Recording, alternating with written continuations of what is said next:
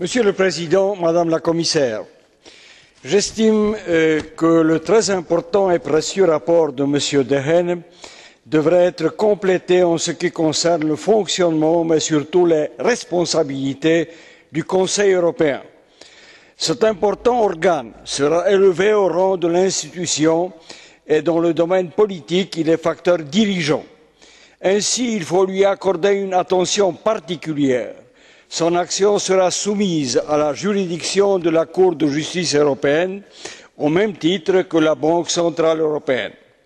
Je propose aussi, au nom de mon groupe, un amendement qui reflète cette responsabilité accrue.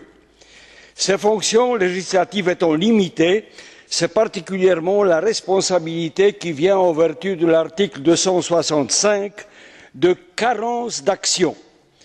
J'estime qu'à défaut de précision dans le traité, les obligations du Conseil européen devront probablement être précisées par le biais d'un accord interinstitutionnel. Et voilà le rapport Kaufmann qui est très important, parce que c'est une vraie ouverture vers des citoyens. La plus grande faiblesse, un défi pour l'avenir de l'Union, c'est le vide, le décalage entre l'Union et les citoyens. Elle est pour eux lointaine et inconnue, même s'ils sentent qu'on a besoin d'elle. Ce vide, selon l'opinion de mon groupe ALDE, il peut être comblé effectivement seulement avec des consultations citoyennes générales et régulières. Nous n'avions pas eu de temps pour finir le travail et le débat sur ce thème.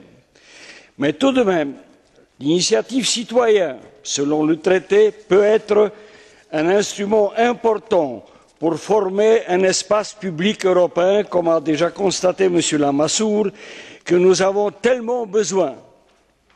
Il va en effet stimuler des débats publics entre citoyens et l'Union qui vont éveiller la conscience citoyenne que nous en avons besoin.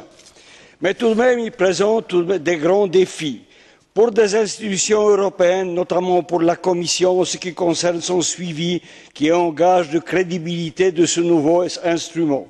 Pour les États membres qui doivent accepter la nouvelle pratique et mettre en disposition les infrastructures.